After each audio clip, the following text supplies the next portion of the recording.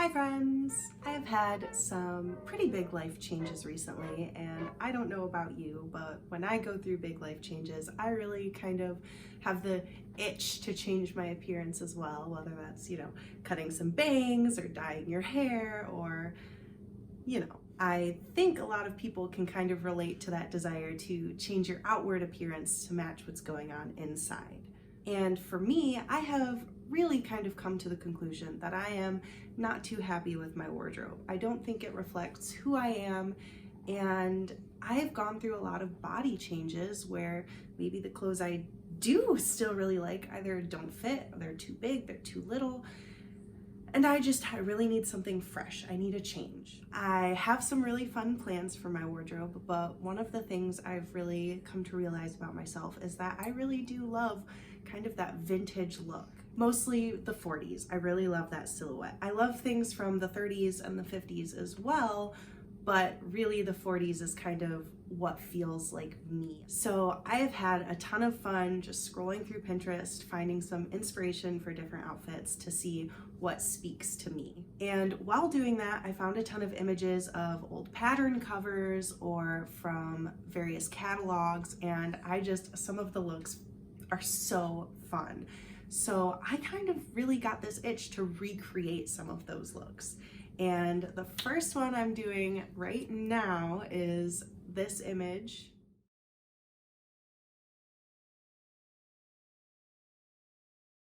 I think it's flirty, I think it's fun, it's still summer as much as I am kind of pretending it's not because I love fall. So I thought, this summer look would be really fun to create.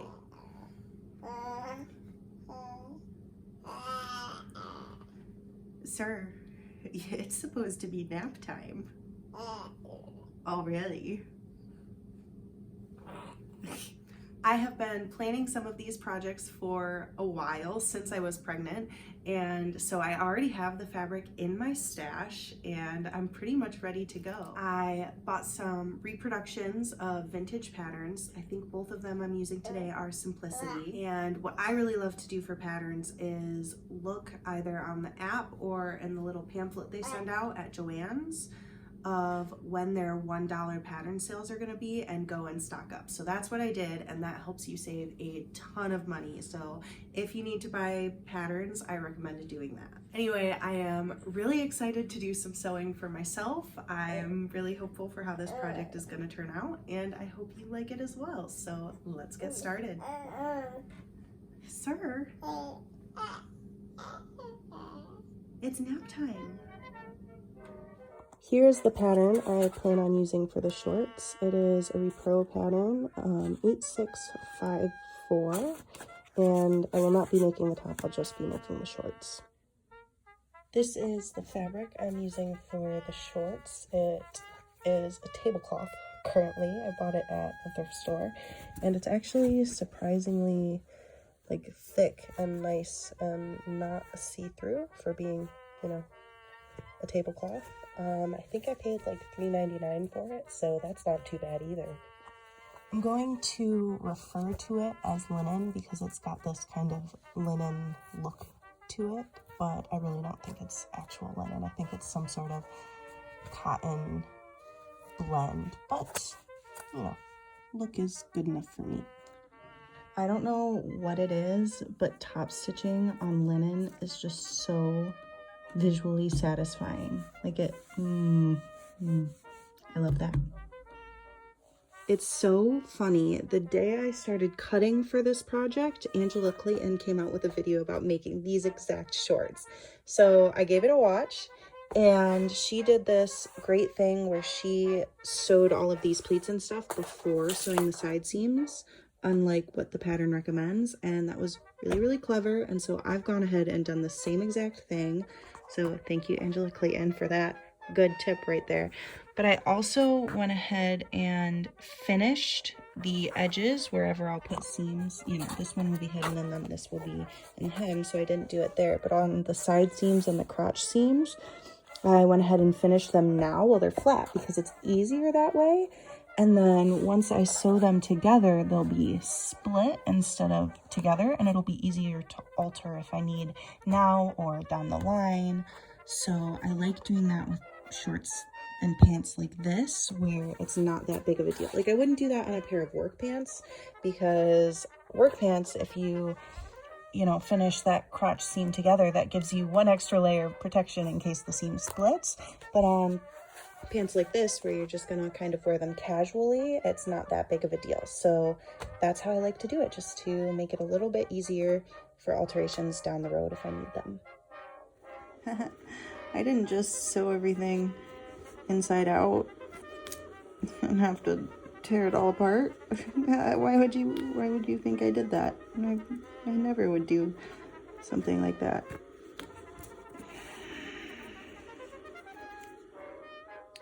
This is what I mean about being able to split the seam instead of having it together. So then it's finished but separated. So I'm gonna go try this on now, and then if I need to make any alterations, I can just open the seam and do it. I don't have to fuss with the finishing at all. I added the waistband and the zipper, which is not nearly the cleanest zipper I've ever put in, but it's functional and I don't think anybody but me will notice. So there it is. To finish off the shorts, they were really long on me, even with like the seam allowance. So I cut off, I think, like 4 inches, and then I did an inch turned twice with an invisible hem. I thought that would just look nice and crisp with the white linen, so that's what I did. So moving on to the blouse, this is the fabric I'll be using. I bought it at a fabric wholesale place, so it was really cheap. Let's see if I can, it's more of a bright pink. It's not coming up right, but it's more salmon-y. It's a brighter pink than it's showing up right now. And I've got quite a bit of it. I think I actually bought too much, so I should have some left over. And it's just a nice shirting weight cotton, so I'll give that a press. This is the pattern I'm going to be using. It's Reproduction Simplicity. I am not going to use the collar. I'm not going to use the pocket, and then I'm going to use different sleeves. I think I have a plan for that, but we'll see when we get there. I went ahead and cut out the pattern. I'm a little worried, just from looking at the pattern piece, it seems like it might be a little boxier than I had intended, but it does have tucks in the front and the back, and it has this pleat, so maybe that will cinch it a bit. I'm also a little nervous because what I've been doing lately, if the pattern has you pick the size based on the bust, is I've been sizing down and then doing a full bust adjustment. And that has made my patterns fit me a lot better and look a lot nicer. But I measured the width of these pattern pieces, and I think they'll also fit in the waist, just going straight from the size 20, which is what would fit my bust. So I'm not making a mock-up, I'm just going to try it and hope for the best.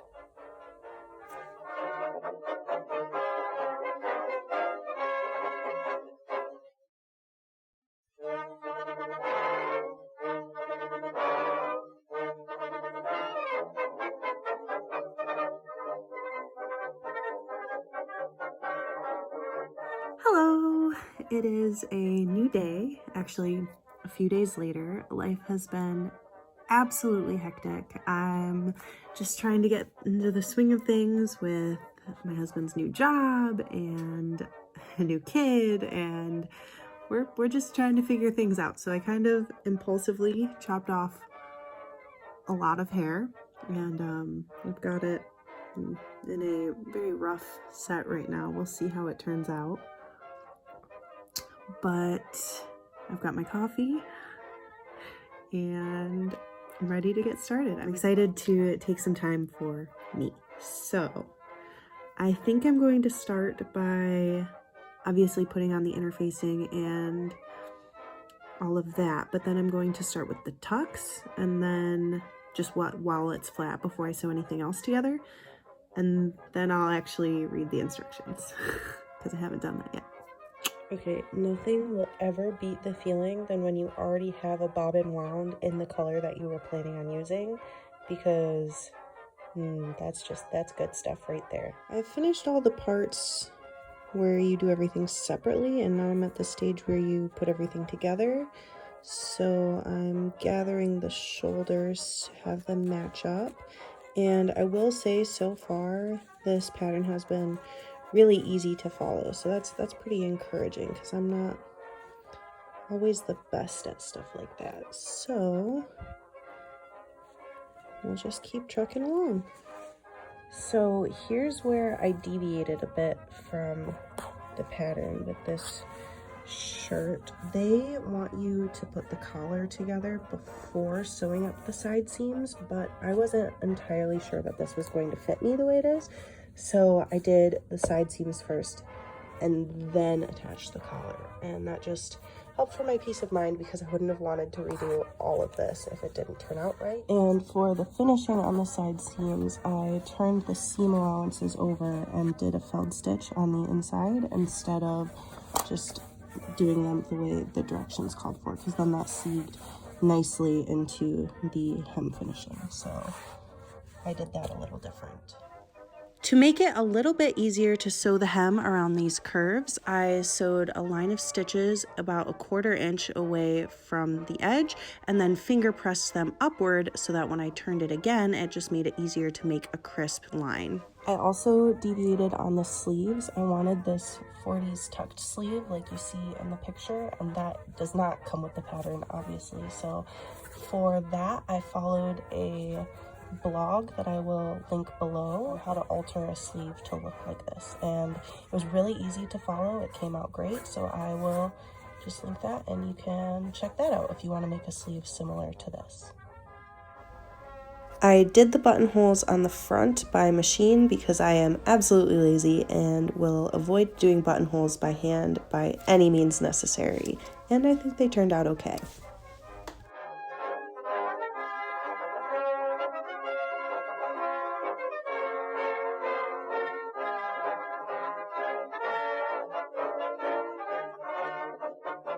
I couldn't decide which buttons to use, so I did an Instagram poll.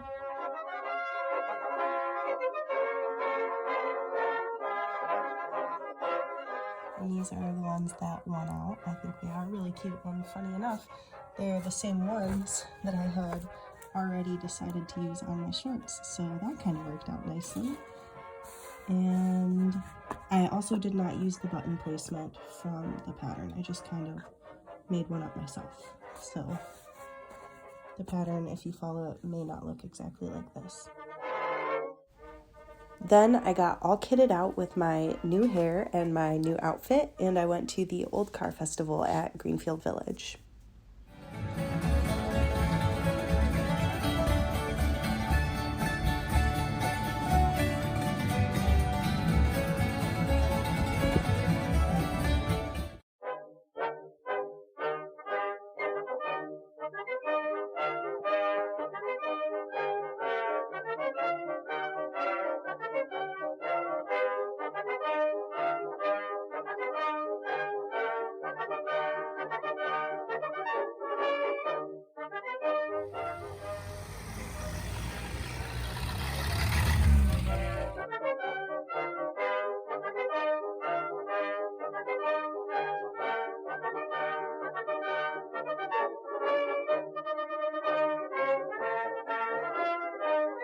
So a bit of a wrap up here.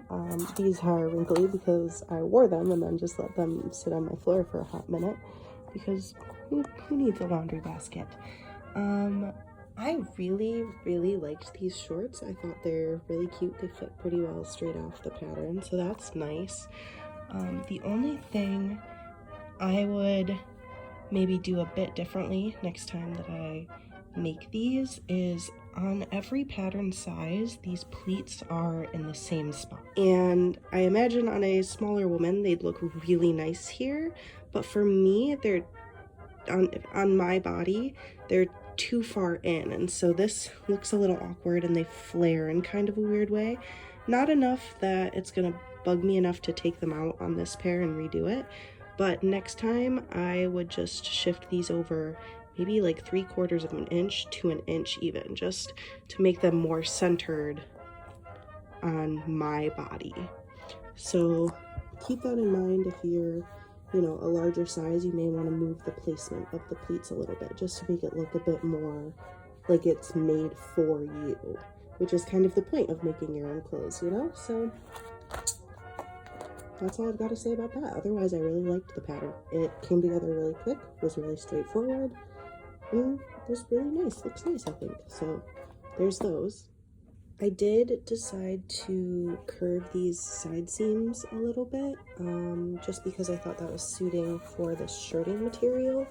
I'm going to make this pattern again in like a flannel for fall because I do really like this pattern, and for those I think I'm going to leave the edges straight because that's just going to suit the look more.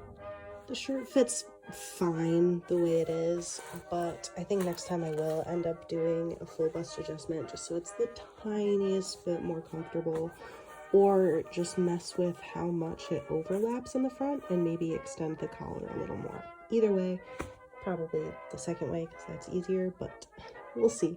But I did really like the pattern. It came together really easily, had good instructions, so I will definitely be making it again.